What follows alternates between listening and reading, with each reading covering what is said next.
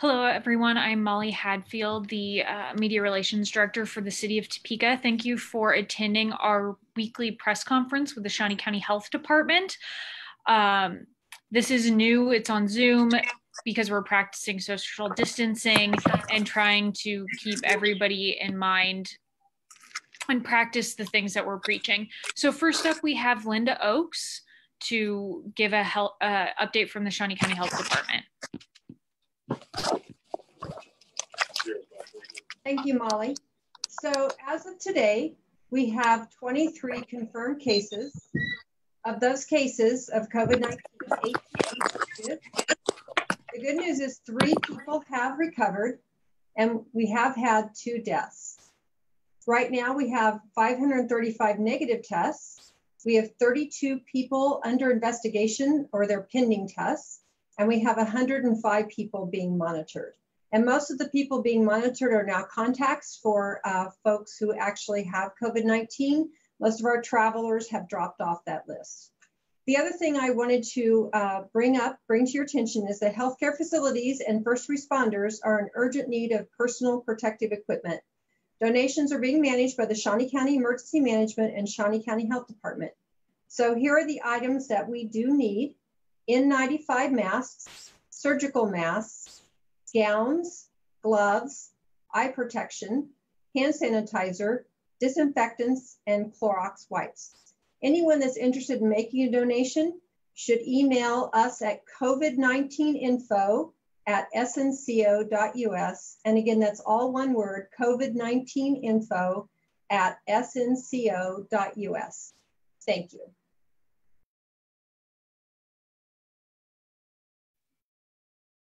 Thank you, Linda. Next, we'll have Dr. Pizzino. Good afternoon, everyone.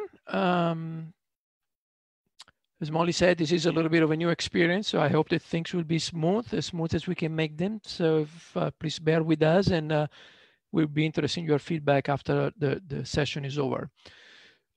So it's been a week, I believe, since we had a press conference, and a lot has happened during this past week. You heard the numbers. Number of our cases is going up. We are now at 23.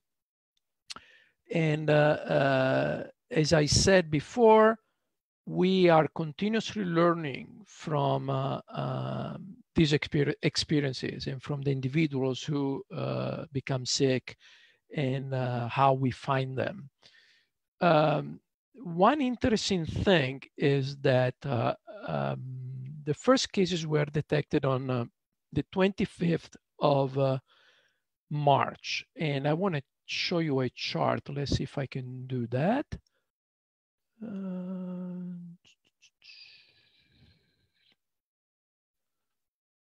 Okay, I hope you can see this chart. This chart is, let me see if I can make it a little bigger. The number,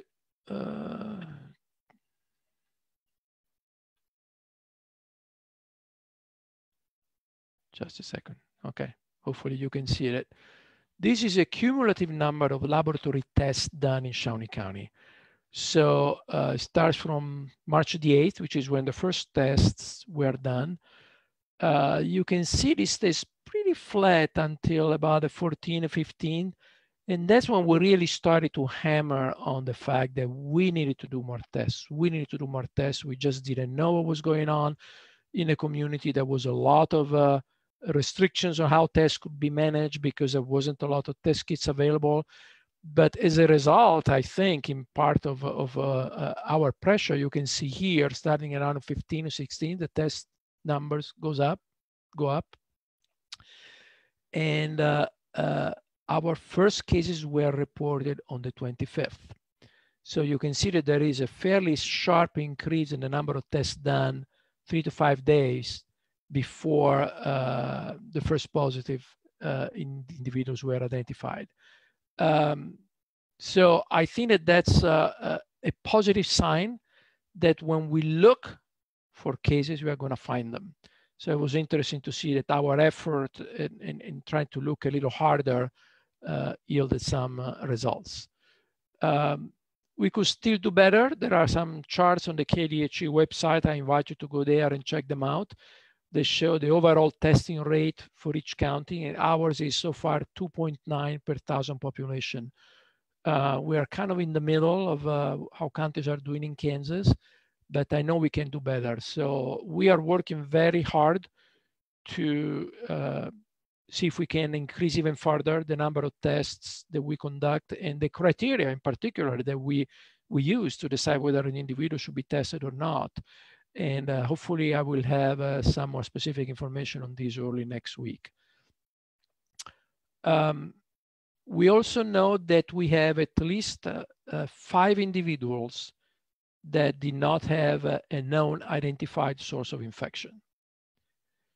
And out of our 23 positive individuals, 5, we could not identify the source of infection. What that means is that these are what we consider community acquired. So as we have said over and over again, before we even had our first positive individuals identified, we highly suspected that we already had the virus in our community. And that was even before we had any positive results from the labs. And the fact that now, just a few days into having received the first results, we already find 5 with no known identified source, tells me that we were right. We were guessing at that point because it's the best thing we could do. We could make an educated guess. But we didn't know for sure until we found these positive lab results. So once again, that stresses the importance of testing, and really looking for the virus where we do not expect to find it. If we keep looking just among the people who travel into high-risk areas, or the people who have unexplained, very severe respiratory disease and are in the hospital, already in the ventilator, yeah, we're going to find some. That's interesting, but it's not as interesting to me as an epidemiologist, someone who tries to jump ahead of the virus. It's not as interesting as it is looking for the virus where we don't expect to find it, and then maybe finding it there, because that tells us much more about how the infection is spreading. We had our first wins. There are 3 people who have been officially declared recovered. And that's great. We need to keep our hopes up. Remember that the vast majority of people who contract this disease will recover. And many of them will recover without even needing hospitalization. And even the vast majority of people who are hospitalized will recover. Unfortunately, we also had our first losses. We had 2 individuals who died. They were both elderly, and in a way, it's not surprising, but nevertheless, these are tragedies. It's a loss for our community, and I want everybody to know that our hearts really go for the families of these individuals who were lost in this battle against the virus. We also have a few contacts of known cases that were being placed on quarantine and then developed symptoms, and they were confirmed as secondary cases, as we call them. So let me repeat it to be clear. Every time we identify a case, we identify a positive individual with an individual with a positive lab result, we try to do what we call a contact tracing. So we ask this person, tell us everything you did in the last 14 days. Or actually more often we do just a couple of days before onset.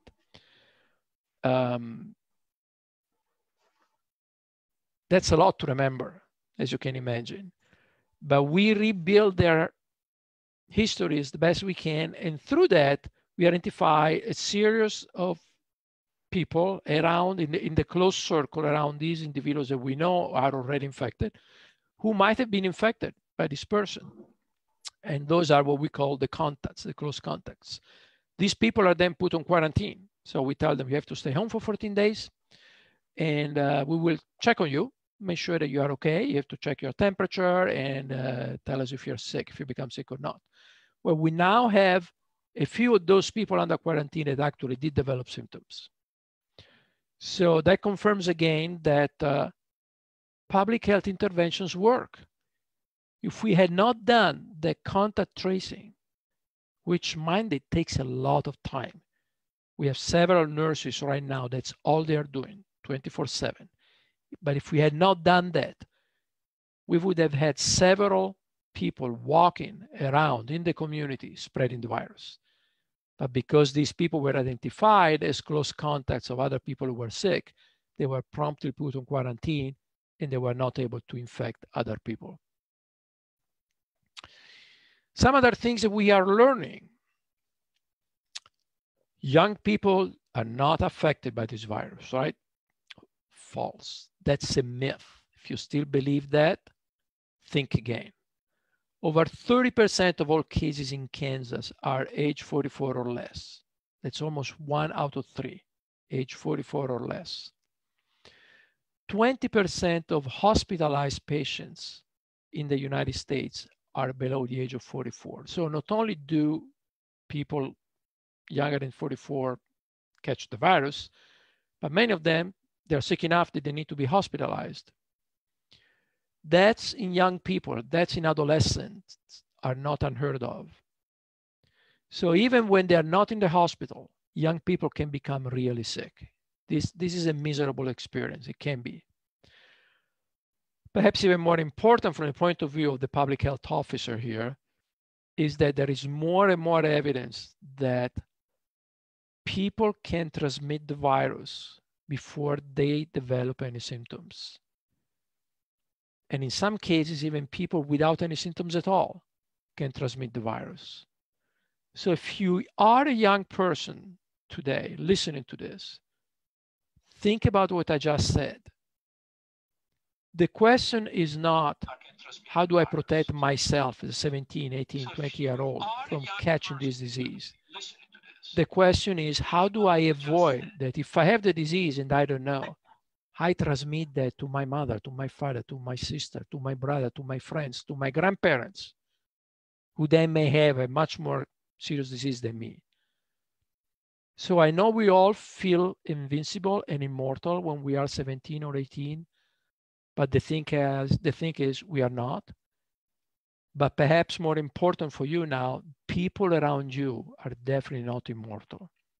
And your decisions of leaving the house or define the order to stay home, your decision may actually affect your loved ones. So our recommendations at this point remain unchanged. You're safer at home than anywhere else at this point. It's not going to last forever, and we'll talk about that in a moment. But for now, you're safer at home than anywhere else. So avoid leaving the house unless you have an absolutely essential need that you need to take care of. And guess what? It's working. Let me see if I can show you again one of my screens.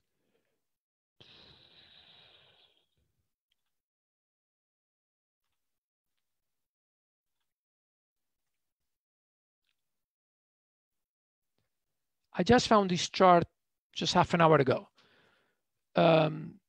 I know this is a controversial issue, and I'm not taking any position about the privacy, whether there is a privacy breach or not. Man, this is Google. Actually, this is Google data from Google. They collect they claim it's anonymous GPS positioning data from our cell phones.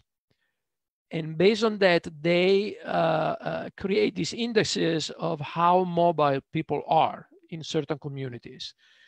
I'm just presenting this from the public health point of view. It's not up to me to discuss whether this is an appropriate intervention or that can be perceived as a breach of privacy. I understand that these features can be turned off on those phones, but anyway, from the public health point of view, here is really interesting. You can see what happens after we enact those social distancing orders. This is Shawnee County. Retail and recreation. This is after we enacted our restaurant ban around this date here, I believe. Look the drop from before. Plus 55% in the parks, of course. We told people Go to the park. Enjoy the outdoors. Still practice safe distancing and 6 feet away from everyone else, but you do it. 30% workplace reduction. We told people don't go to work unless you're part of an essential service. Don't go to work. So, there are exceptions. There are some peaks here. I don't know exactly what they mean. There are some numbers are higher than what I would like to see. But overall, what this tells me is that it's working. The people, the citizens of our city in Topeka, of our county, by far and large, are doing their share. There are exceptions. If you are one of those exceptions, be a good citizen. Do what you have been told to do to protect yourself and the people around you. Don't try to guess what's safe and what's not. When I'm going out to do this activity, I think this is safe enough. That's not the right question. The right question is, why do I want to go out? Is that one of those essential needs that are included in the official list of the state order that allows for those exemptions? If not, then you just don't do it. You just stay home. There are two settings that concern me, and I want to briefly touch on both of them today, but I know that others will do that as well. The first one is nursing homes. I think I said it before in our briefings. I am deeply concerned about our nursing homes, not because there is anything wrong with our nursing homes in our community. I know they're doing a great job, but because I know that nursing homes can be an ideal place for transmission. Remember, that's how the first outbreak was identified in Washington State around Seattle, was in a nursing home. Once the virus is introduced in a nursing home, it can spread very easily and very quickly to all the residents and all the staff. We are studying additional surveillance measures. We do not have outbreaks of coronavirus in Shawnee County yet. There are some in Kansas, in other parts of Kansas. We are in the process of putting in place some additional surveillance measures, and I will hopefully have more information about this at our next conference next week.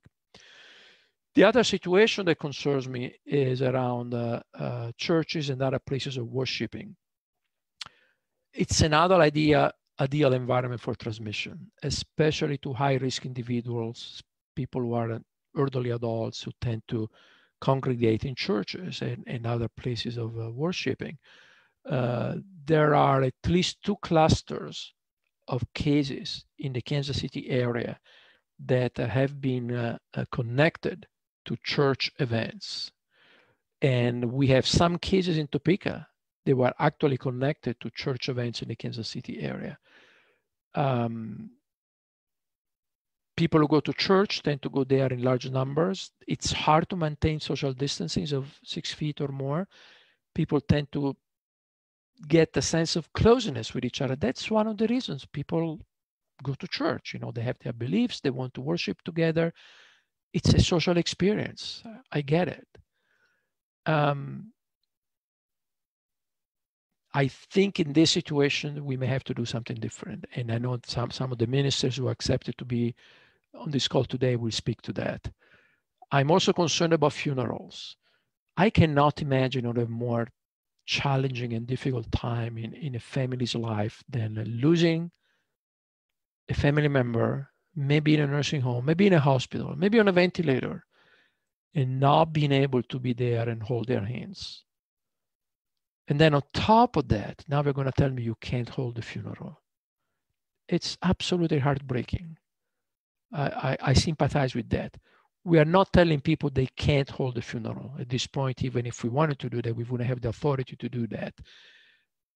But I do want to call your attention. It is my duty as a health officer to let you know that funerals are very dangerous these days. Somebody may have heard about the experience of a town called Albany, Georgia. It's a relatively small town. I think that the number of people there is about half the size of Topeka. They had a fairly large funeral for a community member a few weeks ago. Within a few weeks, they lost over 24 people who died who had attended the funeral. So think of a place half the size of Topeka with over 24 people dying because they attended a funeral. I do not think we want to add more deaths to what we already have in our community. I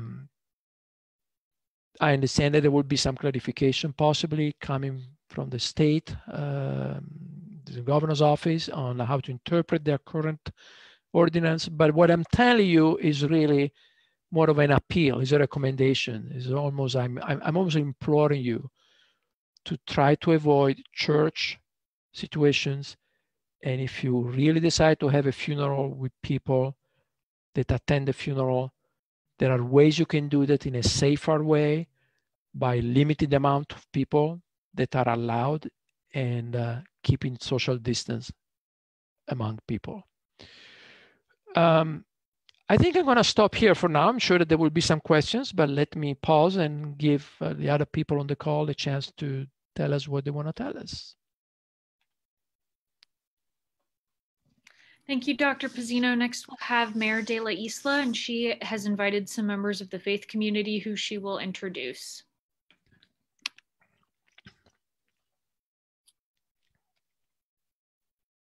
Greetings, everybody. Wanted to make sure that I spoke a little bit about some of the meetings that I've been having in the community. I've reached out to the synagogue. I reached out to some leaders in the mosque. I reached out also to some leaders in the Hindu temple. I also have been meeting with some amazing Catholic priests, and we were supposed to meet today, but at this point, I think that we decided that we were going to figure out a time for us to meet collectively on a regular basis. And then I've also been meeting with the pastors in the Protestant church. And from the heart of what we've all been discussing that are issues of concern to everybody, this group specifically was just amazing in wanting to put into words what their feeling is throughout this time. And it was a really enlightening conversation, so much so that they've put up a letter and they are sharing it out to the community. And I'm going to come back to translate a little bit of what Dr. Pizzino talked about, not all of it, but the major points. But I did want to ask Pastor Sublette, who is here, and if Grant English can also, and Pastor Pryor can also just, there we go. So you guys could see a few. These are just a few of the pastors that we have been talking with. But like I said, I have reached out to every single faith in our community for the most part. So at this point in time, I would like to invite Pastor Sublette to say a few words and talk about what all of these churches have decided upon.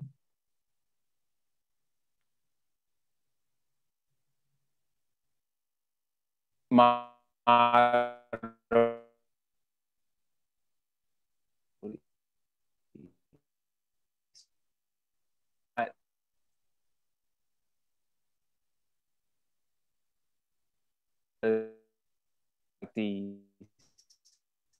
think we're having some audio issues.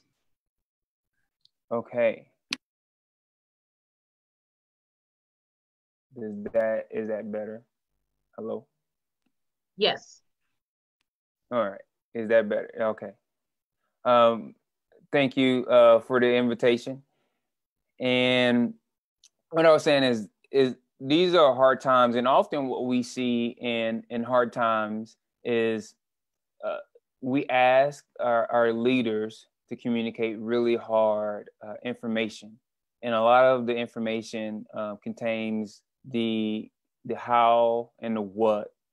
And often our leaders in the government and in the medical community have the least amount of relationship with those that we've been given the responsibility and the privilege of leading in our local congregations.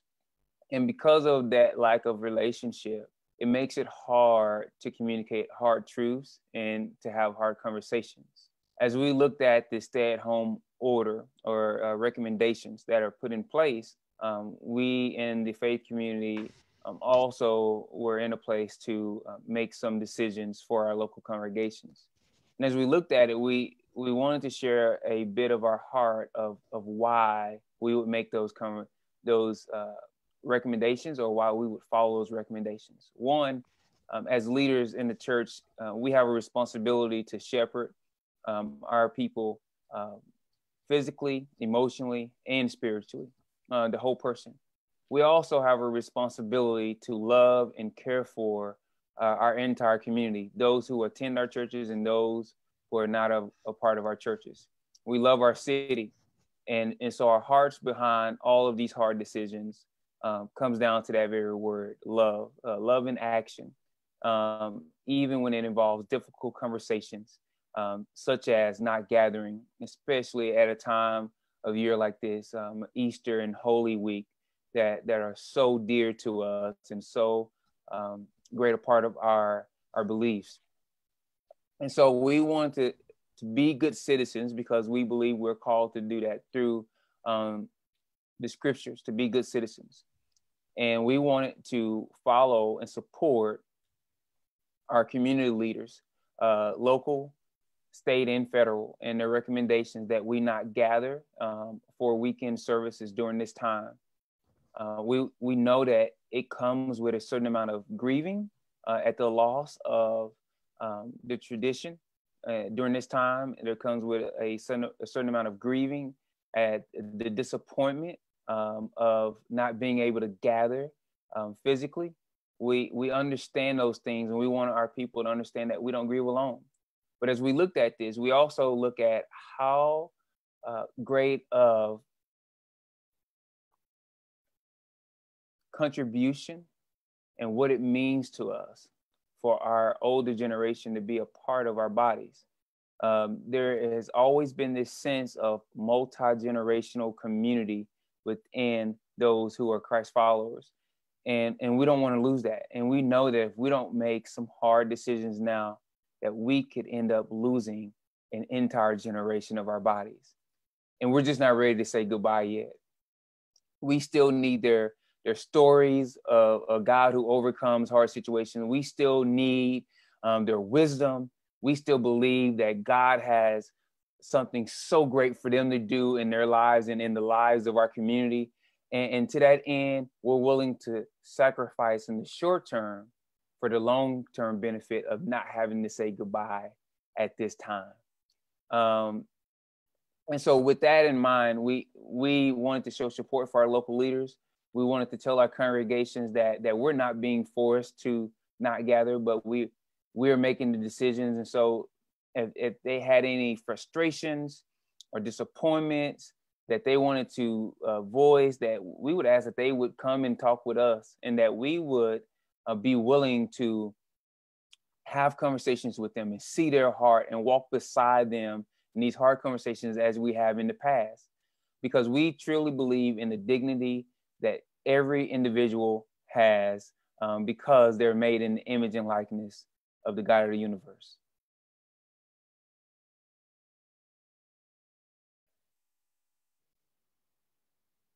Thank you so much, Pastor Sublette. We have Pastor Sublette here, Pastor Pryor, Pastor English, and Pastor White. These are just a few of the pastors that have gotten together. And what I want to say to the other faith bodies, like I said, I've been talking a lot with the Catholic Church. These group of people were willing to be out here talking today. And if at any point in time, there's another group that would like to talk, just like when we had Stormont and when we had KU, we're more than happy to do that. This is about everybody being able to share the message, but this was a really large group of people that said, we want to step up and we want to share our heart with regards to the virus, because there was a lot of discussion about the heartbreak of people not being able to celebrate Easter and how we're going to be able to just work all together as a community. So thank you, all of you, for being representatives of a much, much larger group. And I know that they will be available later on for questions. I'll now transition into my Spanish portion of the press conference. And I'll start with the numbers. En el condado de Shawnee, en la ciudad de Topeka, tenemos ahora mismo 23 casos confirmados. De esos 23 casos que están en confirmación, tenemos 3 personas que se recuperaron, pero a la misma vez tenemos 2 personas que fallecieron. Tenemos 535 exámenes negativos y tenemos 32 personas bajo investigación y 105 personas que están esperando a ver si tienen algún tipo de síntoma. La señora Linda Oaks además estaba hablando sobre cosas que nos hacen falta. Si usted tiene disponible mascarillas N95, guantes quirúrgicos, batas reusables, no reusables, discúlpeme, batas dispensables, guantes y protección para ojos y Clorox wipes. Si tiene y tiene la capacidad de donar estas cosas, por favor, ya mande un email al email covid19info@sno.us, porque necesitamos esas cosas, ya que los hospitales, los servicios de ancianos, los sheriffs y la policía y todas las personas que están usando esto están necesitando un poco más de ayuda, y Shawnee County es el grupo que está designado para pasar esa información. El doctor Pesino compartió una información súper importante. Mire, nosotros sabemos que ahora mismo estamos a punto de la Pascua, ¿no? Y estamos a punto de celebrar la resurrección de nuestro Señor Jesucristo para todos aquellos que son o cristianos o católicos. Y sabemos que en estos momentos de incertidumbre, quisiéramos dejarles saber que les recomendamos que se queden en casa y que hablen con ya sea con el padre o que hablen con su pastor para ver cuáles son los planes que se van a llevar a cabo. La orden que se ha puesto en momento ahora, que es no solamente la del condado, sino la orden que puso la gobernadora, establece para que no haya más de 10 personas en un lugar. Quiere decir que usted todavía tiene acceso a llamar a su cura o llamar a su pastor y preguntarle si se puede reunir con él si necesita especialmente hablar con alguien. Es muy importante que entiendan lo importante que está pasando ahora. De las 2 muertes que hemos tenido, ya han habido varias personas, yo creo que son 3 personas que hemos identificado que han sido enfermas porque tuvieron contacto con esas personas. El otro número que es muy importante que entiendan es que hay 5 personas que cuando les hemos preguntado cómo recibió el virus, cómo quedó enfermo, no saben con quién estaban que le dio el virus. Lo cual quiere decir que lo que estamos preocupados es que el virus está ya en la comunidad, no sabemos quién tiene el virus y se está replicando. Y por eso es que es tan importante que se mantengan más protegidos en casa. Sabemos que es muy difícil lo que estamos todos viviendo. Estamos todos preocupados referente a la comida, referente a cómo vamos a pagar las cosas, y vamos a seguirle dando a todos ustedes información para que ustedes puedan entonces saber qué ayuda está ahí disponible para todos ustedes.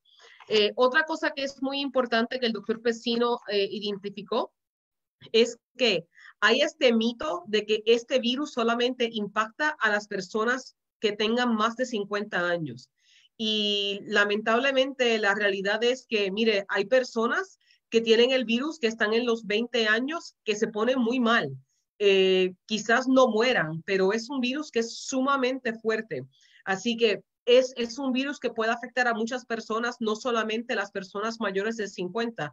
Les pedimos con mucho corazón que se queden en casa y que si tienen alguna pregunta que nos dejen saber. Estamos identificando personas y grupos que vamos a tener mucho cuidado con ellos, y las égidas de ancianos, los lugares de vivienda extendida para los ancianos, es uno de los lugares que estamos muy preocupados. Ahora mismo tuvimos un caso, no en Topeka, sino en Burlington, Kansas, donde una égida, yo creo que tienen todo el mundo enfermo, y eso sería muy, muy triste. Estamos tratando fuertemente para asegurarnos que ustedes tienen todo lo que les hace falta referente a la información, pero le estamos pidiendo con todo el corazón que por favor se queden en casa. Eso es lo que tenemos por ahora, y nos mantendremos en contacto, y ahora le pasamos esto nuevamente a Molly. Molly, take it away. Thank you, Mayor. We'll now stand for questions. If you could use the Zoom feature to raise your hand, I will call on you, and then just please say who you are addressing the question to.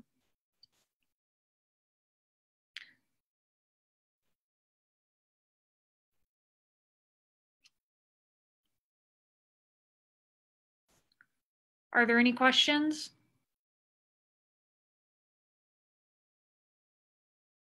Hi, yeah, I don't know how to raise my hand with the Zoom feature. Sorry. All right, that's fine. Ask your question, Hannah. Okay, sorry. Thank you. So we're hearing from a lot of people who are having testing backlog difficulties. So they're getting tested, having symptoms, but not getting their results. And a concern that they brought to mind is that even though they're quarantined, their close contacts might not be. So people that might be infected. Can you talk about what you guys have seen and how that kind of inhibits your ability to track people who might be spreading the virus in our community? Yeah, sure. I've heard about some of those cases too. I think the backlog of testing is improving, and it's also spotty. I know the KDHE right now, their turnaround time is pretty short, 1 or 2 days at the most. There are several other labs that offer testing for coronavirus, national reference laboratories. And the return time for those tests is very variable. It goes from a couple of days to 7 days, or very, very rarely, perhaps even more than 7 days. So unfortunately, that's not something that we have any possibility to change. How does that affect us? Well, obviously, when you have somebody being isolated, waiting for the test result to come back, and then to make decisions about treatment and about containment, and whether the contacts of that person should be put in quarantine or not, that is a reason for concern. Now, keep in mind that most people will incubate for up to 14 days. We know that, but on average is 7 to 10 days. So even just a few days of delay of the test wouldn't necessarily cause more infections. If the person who has the infection now is identified promptly, and the test result, even though they are not delayed by more than a week. But it's definitely less than ideal. I mean, those of you who have been in these conferences with me, that you're probably getting bored of hearing me complaining because we don't have more testing, more available, and the results more promptly available to us. But as I say, let's be positive.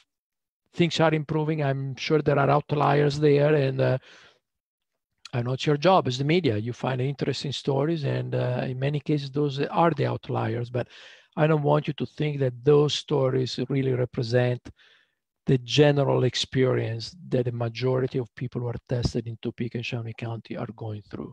Most of those tests come back within just a few days, and we are monitoring that. We have a tracking system, and we look at that data daily to see the average time between the test submission and the test result being available.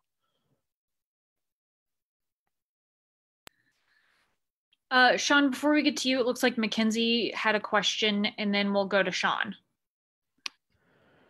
Thank you, Molly. You may have already answered this, Dr. Pizzino, but so we mentioned that 3 people have recovered. How exactly have they recovered, and what is the determining factor to them recovering? Like, what do you guys look for specifically to consider them recovered? Yeah.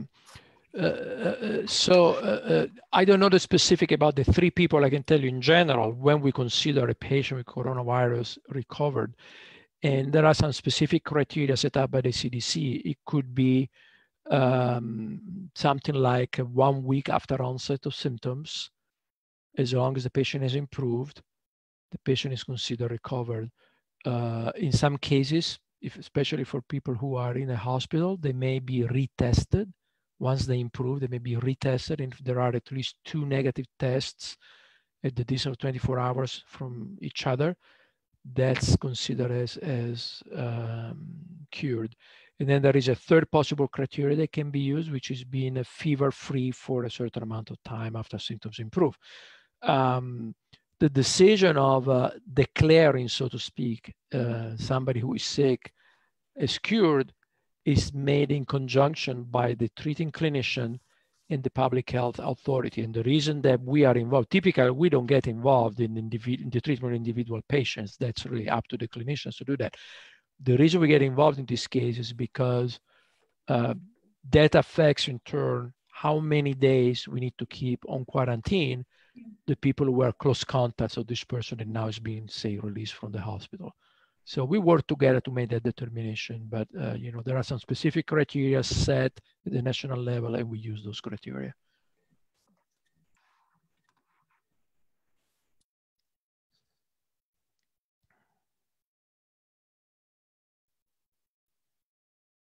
Hey, Sean, you have to unmute your mic. Yep, I saw that. Sorry. Thank you. So actually, this is going to be more for Dr. Pizzino, maybe for Dusty, or maybe the mayor. When it comes to rumor control, there's been a lot of rumors going out, a lot of misinformation going out. And I know we've seen a couple of these things addressed by the community page that was started, or the county page, the task force. Talk about how that has helped in your guys' effort to get out the proper information, especially in the past couple of weeks. Yeah, we let Dusty or the mayor comment on that.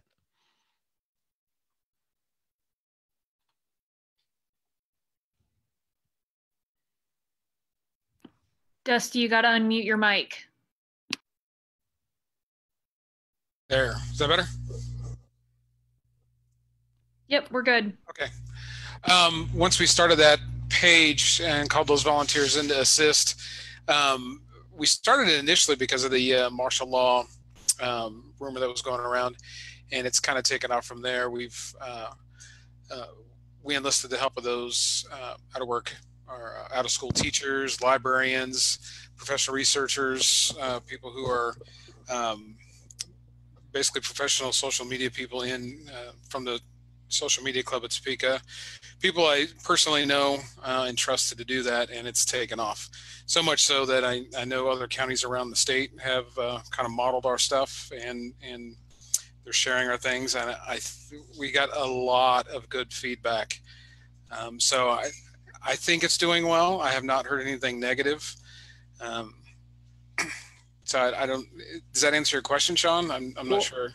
Talk about how it has helped you, though, when it comes to addressing all the issues. I mean, could this be much worse if you didn't have that resource? Oh, absolutely. We have a multi-crisis going on. We have the COVID itself, and then we had a major crisis, information crisis going on at the very beginning with the rumors. People actually following stuff like gargling bleach that was getting passed around, stuff that would harm people. So, of course, we tag on to life safety things immediately.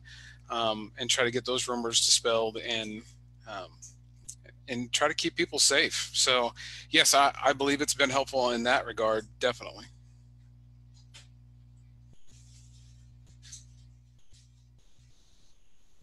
Thank you so much, Dusty. Appreciate it. Right.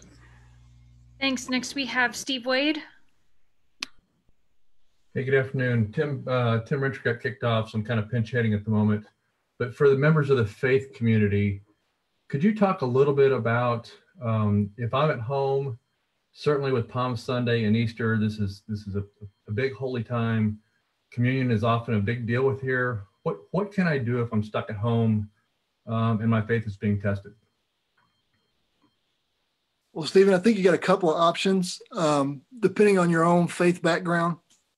We just had communion online with our community last week, and we kind of gave them a heads up. And we're also doing that again for Good Friday and Sunday, of saying when you make your grocery store run to get juice and crackers, if that's your tradition.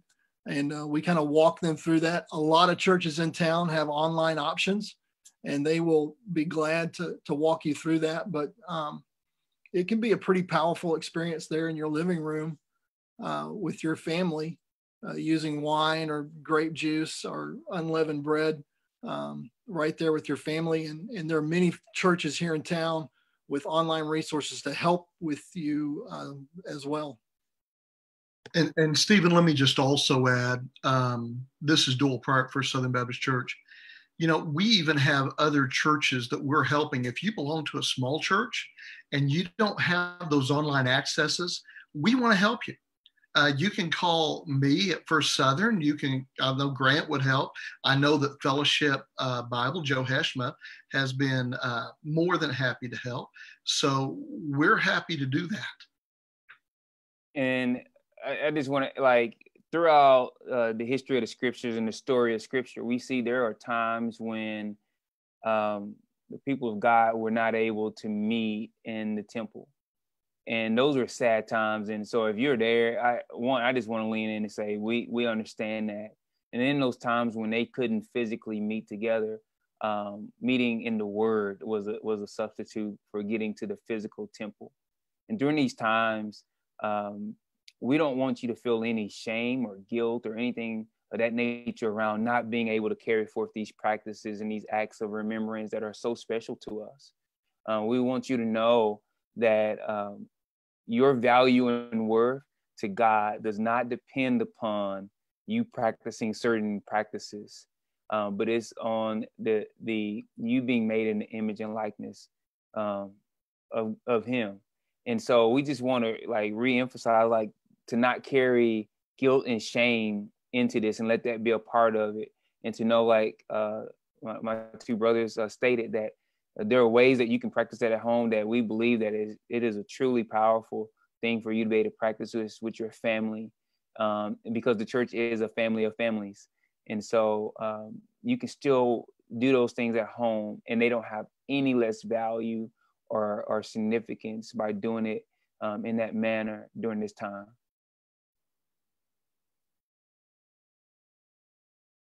Thank you.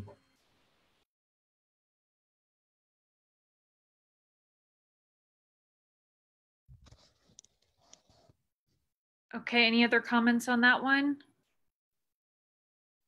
If not, it looks like the next hands we have raised are from Delmar, and then Mackenzie, and then Hannah. Thanks, guys, for all the information. Mine is just really circling back to the official statement of clergy, the letter, and really encourage our members and churches to stay home. But I know there is kind of this floating out in the community. Some are saying, well, the state says 10, no more than 10. And then there was another number thrown out of 3. No more than 3 could gather. So I just wanted a little point of clarity if someone could give us that as it relates to, are we saying really, and I support this, that we really don't want anyone gathering at the church per se, churches per se, or religious institutions centered around worship or anything like that, because some will are recording their sermon or service from their church on Sunday. And so I just wanted, if someone could speak to that, just so I could get clarity as I'm passing this information out.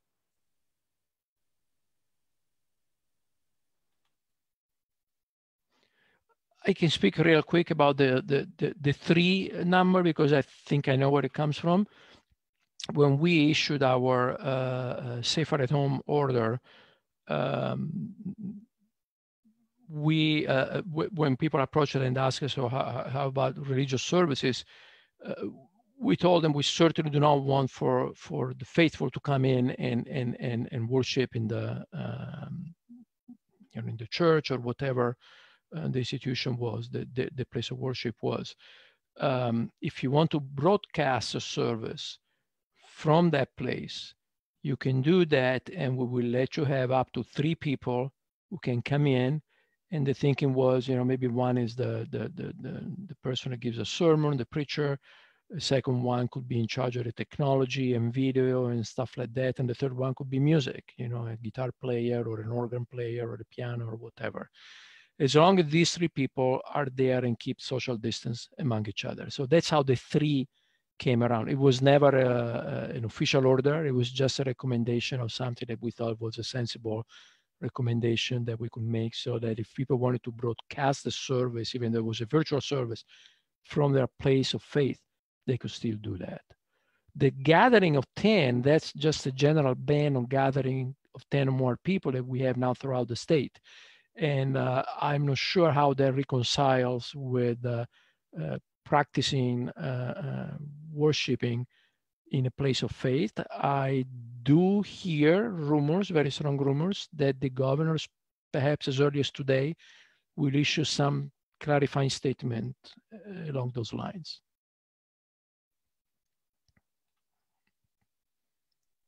Thank you.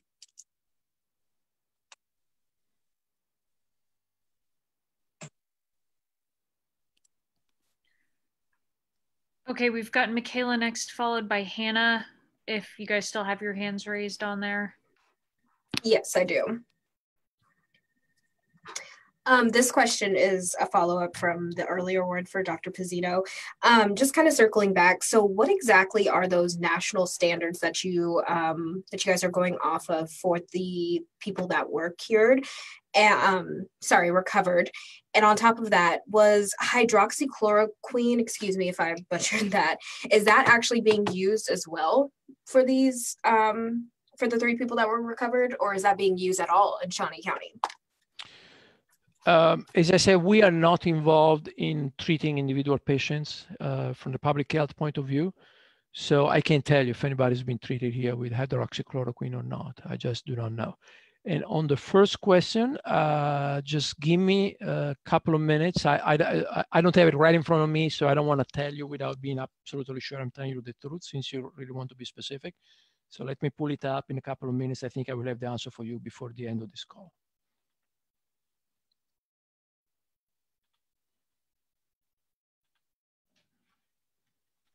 Okay, while we're waiting on that, Hannah, do you want to ask your question? Yeah, sure. So my question is about those people who've either tested positive and are now in home isolation, or the people that you guys say you're monitoring. So I assume that means they've been tested or are showing some sort of symptoms. For those people, what does monitoring or checking in on them mean? Is that a once daily phone call? And if so, how are you making sure that they're staying in their home? Obviously, short of law enforcement standing outside their door, forcing them to, but what is it that we're doing to make sure those people are following safest health practices, since we know they're at risk of spreading things? Okay. Linda, would you like to address that? Yes, I'll take that question. So monitoring means these are folks who are not sick, but they have been a contact to someone who is ill. So if Mary says if she tests positive, she gives us the people that she's been in contact with during her time when she would be contagious, and then we would contact those folks. It is an order from the health officer when you are quarantined to stay home. So by monitoring, it means there is a nurse who is calling you every day to check on you, to make sure you don't have any questions. We can use law enforcement, but we have a long history of doing this for other outbreaks, and people almost always cooperate with us. Our nurses do a good job of getting to know these folks over the phone and helping them problem solve if they need anything. And so we rely on that relationship that we establish with them for compliance. And we've been very successful with that. And I do have the answer to your question. So the criteria are different whether the person's been tested again after just to prove the cure or not. Most people are not, I think, except if they are in the hospital, in part because we don't have a lot of tests to go around. If there is no testing, the person will have to be fever-free for at least 72 hours, so 3 full days without fever, at least 7 days after the onset of symptoms, and all the symptoms are improved. So fairly simple, but essentially what it means is that you feel better, the symptoms improve. It's been at least 7 days since you were sick, and you haven't had a fever for 3 days or more. If they do have a test done, as I said before, they have to have 2 negative tests taken at 24-hour or more interval between each other, and they still need to be fever-free, and other symptoms are also improved. So those are the criteria. Other Is that from symptoms, Oh, sorry. Yeah, go this ahead. is from the CDC. Yes, CDC. yes, Okay. yes, and the KDHE adopted the same, and they're based on the best available evidence, the experience of the first thousands of patients from other countries, and I think originally what people that were doing them probably in China, and I know they were doing it at least in part in Italy. The first cases they were just testing everybody to see, the assumption that they would wait until the person wouldn't have the virus anymore. Based on the result of the test. But now it makes more sense to use just clinical criteria. Now that we know on average what those criteria are, that's what people use.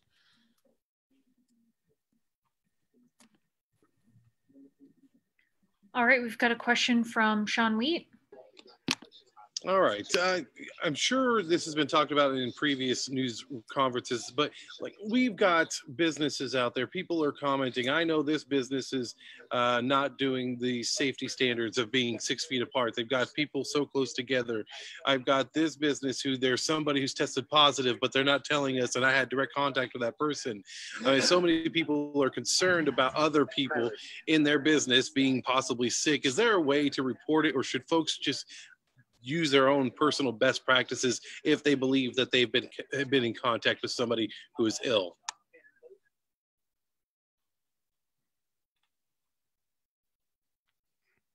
I wonder if Dusty wants to answer the question.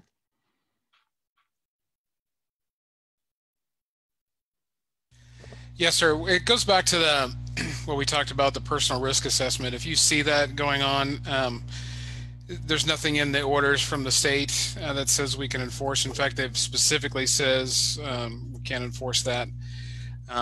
We can recommend, we could try to break stuff up, we can do all those things, but as it stands right now, that's just kind of the case. So we offer people the advice of personal risk assessment. It goes back to knowing your limitations and those things that could that affect you. And if it's not safe, don't go there. Just stay away. Stay home. You're safer at home, as we keep saying over and over and over. But in particular, this case, if you see that and you don't feel it's safe, don't go. That's the best comment I have. I would also add, at this point, we should all become enforcers. So if you notice something in a business that doesn't look right, and then you don't think that's in compliance with the state orders, just politely point it out to the manager, to the store owner, and tell them I won't come here anymore because I don't feel safe. Along those lines, and while that may, Dusty, that may work to say I don't want to come here anymore, but if they're working and they're required to go to work because they're an essential employee, what protections are there for those staff members who feel like they're not safe? Those are organizational HR decisions and their safety office decisions. Once the governor's order came down, it really took it out of our hands, so to speak. So we can't close businesses down. We can't do anything more or less than what the state says. So they've given us the KEFF@ks.gov to report those things to. Here locally, we can provide guidance to businesses. We've gotten a few of those questions specifically from employees, but it goes back to their HR and their organizational complaint process. So again, it goes back to that personal risk assessment. If you're an employee there even and you don't feel safe, take it up with your supervisor and then follow your complaint process at that business. I wish I had a better answer. I just don't. And talking along those lines, Dusty, maybe you can answer this. I know that Riley County came up with their own health directive when it came to child care centers. They said, this is a separate order aside from the governor's order. Are you guys looking at some of those things that not per se with COVID-19, but you're putting in guidelines for child care facilities or anything else that you can that doesn't fall under the purview of the governor's order? As far as I know, everything that we've done, we are staying in line with Fourth Amendment, Second Amendment, all the U.S. Constitution protections afforded. I'm not sure what's going on at Riley County. I'm really focused on what we're doing here. As far as I know, none of that has come up specifically here. And even if we did, we would have to coordinate it with the state and the KEFF and all that. So that'd probably have to be a question specifically for Pat Collins down there, Sean. And right, they did answer. They said that they just created their own order aside from the governor's order on childcare. So that I wasn't sure if that's something you guys had looked at. I'll have to get you that information later. That hasn't come up for us that I know of. But I've been working from home today on other things. The rumor control hotline might have picked something up, and Aaron Mahan might have handled something. But as of right now, I'm unaware. All right, thank you. That was my last question. Okay, we've got another question from Mackenzie. Last question. Are there anybody currently in Shawnee County on a ventilator after testing positive for coronavirus? I'm sorry, could you repeat the question? Yeah. Is there anybody currently in Shawnee County on a ventilator after testing positive? Yes, I believe so. As I said, we're not directly involved in the provision of care. I know there were there were a few patients on a ventilator a few days ago. I don't have current numbers right now, but on average, people come on and off ventilators all the time, depending on their clinical situation. So I can't tell you exactly as of 5 o'clock today if and how many are on the ventilator, but there have been patients on ventilator on and off since the beginning. As a matter of fact, I believe 2 of the first 3 patients that were diagnosed were on a ventilator.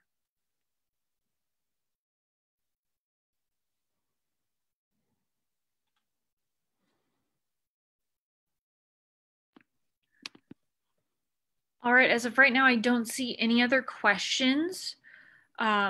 So thank you all for attending. If you do have any other questions later, you can contact Shawnee County Emergency Management, and we will have this recording posted up to the City of Topeka YouTube page. And next week, we will have another press conference on Zoom on Friday. So thank you.